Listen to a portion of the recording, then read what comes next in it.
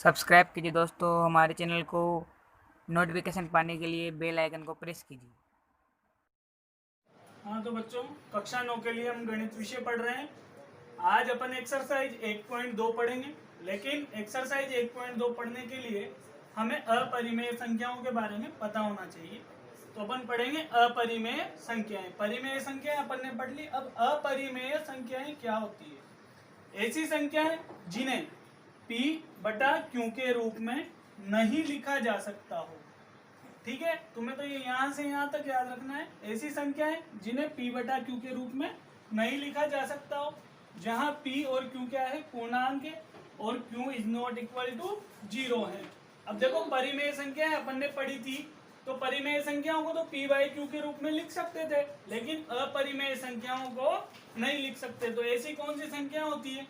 देखो, under root के अंदर जो भी संख्याएं होती है, जैसे √2, √3, √5, √7, ऐसे कोई भी संख्या होती है, या फिर दशमलव वाली संख्या है, जैसे 0.11, 3, 4, 5, 0.2, 7, 6, 8, ऐसे कोई भी संख्या हो सकती है। मतलब आप तो ये याद रखना, अंडर रूट के अंदर वाली संख्याएं और दशमलव वाली संख्याएं कौन सी संख्याएं होती है? अपरिमेय संख्याएं। अब देखो, अपरिमेय संख्याओं के बारे में अपन ने पढ़ लिया। इसके पहले अपन ने सारी संख्याएं पढ़ी ली, परिमेय संख्या पढ़ ली। अब यहाँ पे एक चीज देखना, संख्या रेखा जो रहती है ये रहती है। संख्या रेखा पर 0 से इधर के मान चलते हैं 1, 2, 3, ऐसे अनंत तक। इधर चलते हैं -1, -2, -3। लेकिन देखो, यहाँ 0 से और 1 के बीच में अनेक मान होते हैं। वो अनेक मान दशमलव वाले भी हो सकते हैं, अंडर रूट वाले भी हो सकते हैं, कुछ भी मान हो सकते हैं यहाँ पर। तो जब अपन संख्या रेखा लेते हैं, तो संख्या रेखा पर ये जरूरी नहीं है कि भाई ये पूर्ण संख्या वाले मान ही आए। इस पे देखो, परिमेय संख्या वाले मान भी रहेंगे। जैसे मान लो यहाँ पे 0 और 1 के बीच में, या फिर 1 या 2 के बीच में बटे वाली संख्या भी आ सकती है, जैसे 2/3। यहाँ पे आ सकती है 1/4, या यहाँ आ सकती है 1/2। ऐसे अनेक संख्याएं आ सकती है। दशमलव वाली संख्याएं भी आ सकती है। मान लो यहाँ पे रूट वाली संख्या भी आ सकती है, √2। कुछ भी संख्या आ सकती है। मतलब संख्या रेखा पर दशमलव वाली संख्या भी मौजूद होती है, ऋणात्मक संख्याएं भी होती है, शून्य भी होता है, बटे वाली संख्या भी होती है, सभी प्रकार की संख्या होती है। तो देखो, अपन ने अभी तक पढ़ा परिमेय संख्याएं, परिमेय संख्याएं, और एक अपन ने पढ़ा अभी अपरिमेय संख्याएं। अब यहाँ पे देखना आप, अपरिमेय संख्याएं तो सिर्फ ये वाली होती है, रूट और दशमलव वाले। ये भी अनेक संख्याएं हो सकती है, परिमेय संख्याएं भी अनेक हो सकती है। लेकिन परिमेय संख्याओं के अंदर क्या क्या आता है? देखो, प्राकृत संख्याएं भी आती है, प्राकृत संख्याएं, पूर्ण, पूर्णांक, तीनों संख्याएं जो है वो परिमेय संख्या के अंतर्गत आती है। ये याद रखना आप, ये और ये परिमेय संख्याओं के अंतर्गत प्राकृत संख्याएं, पूर्ण संख्याएं, पूर्णांक संख्याएं आती है। लेकिन अपन जब परिमेय संख्याएं और अपरिमेय संख्याओं को मिला दें, इन दोनों संख्याओं को अपन मिला दें, तो अपने पास क्या बनती है? संख्या रेखा बनती है। और इस संख्या रेखा को ही अपन क्या कहते हैं? वास्तविक संख्या रेखा। वास्तविक संख्या रेखा। अब आपसे कोई पूछ ले कि वास्तविक संख्याएं क्या होती है, तो वास्तविक संख्याएं क्या होंगी? परिमेय संख्याएं और अपरिमेय संख्याओं का संग्रहण ही क्या कहलाता है? वास्तविक संख्या कहलाता है। वास्तविक संख्या के अंतर्गत परिमेय संख्या भी आएंगी, अपरिमेय संख्याएं भी आएगी। आप इसको जैसा का जैसा नोट कर लीजिए। अब देखो, वास्तविक संख्याएं क्या होती है? थोड़ी देर पहले मैंने बताया, परिमेय संख्याओं और अपरिमेय संख्याओं के समूह को वास्तविक संख्याएं कहते हैं। तो परिमेय संख्याएं में क्या क्या आती है? प्राकृत संख्या आती है, पूर्ण संख्या आती है, पूर्णांक आती है, प्लस अपरिमेय संख्या। यदि इन दोनों संख्याओं को मिला दिया जाए और समूह बना लिया जाए, तो कौन सी संख्या कहलाएगी? वास्तविक संख्याएं। इसे नोट कर लीजिए। अब एक्सरसाइज 1.2 पर आ जाइए, उसका क्वेश्चन नंबर 1 देखिए। उसका इसमें बोला गया है नीचे दिए गए कथन सत्य हैं या असत्य हैं, कारण के साथ अपने उत्तर दीजिए। तो पहला क्वेश्चन बोला गया है प्रत्येक अपरिमेय संख्या एक वास्तविक संख्या होती है। तो होती है, अभी जस्ट अपन ने देखा वास्तविक संख्याएं क्या क्या होती है, परिमेय संख्याएं तथा अपरिमेय संख्याओं के समूह को वास्तविक संख्या कहते हैं। तो अपरिमेय संख्याएं जितनी भी होगी वो सभी वास्तविक संख्या भी होगी, तो ये कथन क्या हो जाएगा, सत्य। दूसरा कथन देखिए, दूसरे कथन में कहा गया है संख्या रेखा का प्रत्येक बिंदु, कोई भी संख्या रेखा पर बिंदु ले लो, वो रूढ़ m के रूप का होता है। किस रूप का होता है, रूढ़ m के रूप का होता है, जहां m एक प्राकृत संख्या है, ये बोला गया है। तो ये कथन सत्य है या असत्य है, ये अपन को बताना है। तो देखो संख्या रेखा पर कोई भी बिंदु हो वो रूढ़ m का रूप का होता है, तो ऐसा जरूरी नहीं है। क्यों जरूरी नहीं है, क्योंकि कोई भी ऋणात्मक संख्या ले लो, -3 ले लिया मैंने रूढ़ के अंदर, तो देखो जो अंदर संख्या रेखा पर तो ये बिंदु भी होता है -3, तो उसने ये तो बोला है संख्या रेखा पर कोई बिंदु रूढ़ m के रूप का होता है, तो ये -3 जो है इसमें m प्राकृत संख्या है, लेकिन यहाँ पर देखो -3 आ गया, तो -3 प्राकृत संख्या थोड़ी होती है, ये तो पूर्ण संख्या होती है, तो ये कथन क्या हो जाएगा, असत्य। अब तीसरा वाला देखो, तीसरे में कहा गया है प्रत्येक वास्तविक संख्या एक अपरिमेय संख्या होती है। तो प्रत्येक वास्तविक संख्या एक अपरिमेय संख्या होती है क्या, ये कथन असत्य है। क्यों असत्य है, मान लो मैंने यहाँ पे लिख दिया 3 वास्तविक संख्या है, वास्तविक संख्या है नहीं है, क्योंकि 3 एक परिमेय संख्या है, प्रत्येक परिमेय संख्या वास्तविक संख्या होती है, तो 3 वास्तविक संख्या है। परंतु 3 जो है वो अपरिमेय थोड़ी है, परंतु 3 अपरिमेय संख्या नहीं है। अब वो ये तो बोल रहा है कि प्रत्येक वास्तविक संख्या परिमेय संख्या होती है, लेकिन यहाँ तो अपने पास क्या आ रहा है, प्रत्येक वास्तविक संख्या अपरिमेय संख्या नहीं होती है, तो ये कथन क्या हो जाएगा, असत्य। तो इसे नोट कर लीजिए आप तीनों कथनों को।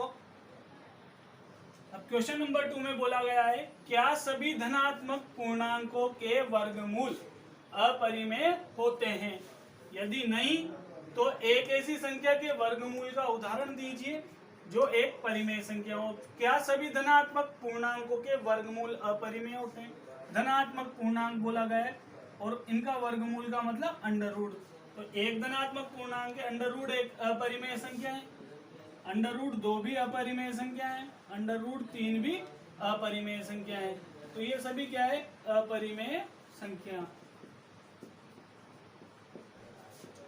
अब देखना यहाँ पे धनात्मक पूर्णांकों के वर्गमूल अपरिमेय होते हैं, अपरिमेय तो और हैं, लेकिन अब रूट 3 के बाद रूट 4 को देखिए, रूट 4 आते ही 4 का जब वर्गमूल लेंगे तो रूट 4 का मान कितना होता है, 2 होता है, तो 2 एक अपरिमेय संख्या है क्या, अपरिमेय संख्या नहीं है, नहीं है ना, तो उसने आगे कहा है यदि नहीं तो एक ऐसी संख्या के वर्गमूल का उदाहरण दीजिए जो एक परिमेय संख्या।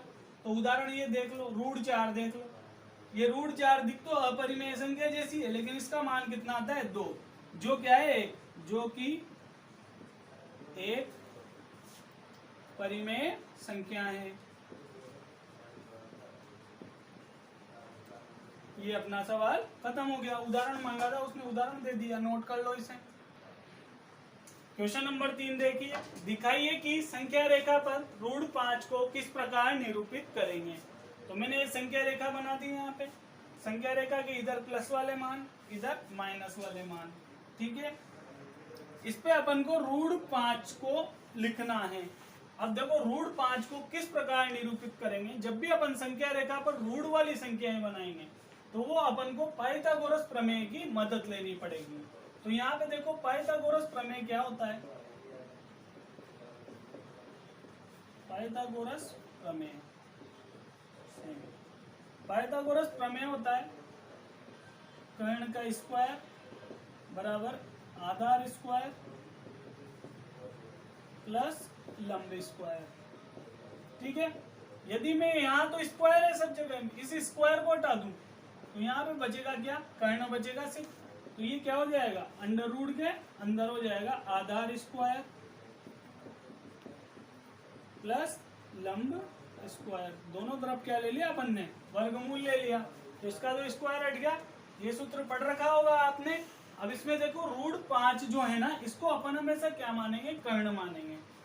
तो इसको मैं क्या मान लूंगा, कर्ण। जो भी संख्या यहाँ दी जाती है उसको कर्ण मान लो आप। √5 मान लिए। अब देखो यहाँ पे अपन को अपनी मर्जी से ही आधार और लंब मानना है। अब देखो आधार क्या मानूं और लंब क्या मानूं, कि इन दोनों का योग करूं तो √5 आ जाए। तो देखो आधार को मैं मान लेता हूं √2, √2 नहीं 2 मान लू आधार को मैं। तो ये 2 के ऊपर मैंने क्या लगा दिया, स्क्वायर। और लंब को मान लू मैं 1, तो 1 के ऊपर मैंने क्या लगा दिया, स्क्वायर। तो यहाँ पे देखो 2 का स्क्वायर 4 हो जाएगा और 1 का स्क्वायर 1 ही होगा। 4 में 1 जोड़ेंगे तो कितना आ जाएगा, 5। √5 आ जाएगा। मतलब ये दोनों मान बराबर आ रहे हैं। अपन ने जो मान लिए वो मान सही है। अब मैंने यहाँ पे, तुम ये मत सोचना कि लंब को 2 ले लेते या आधार को 1 ले लेते।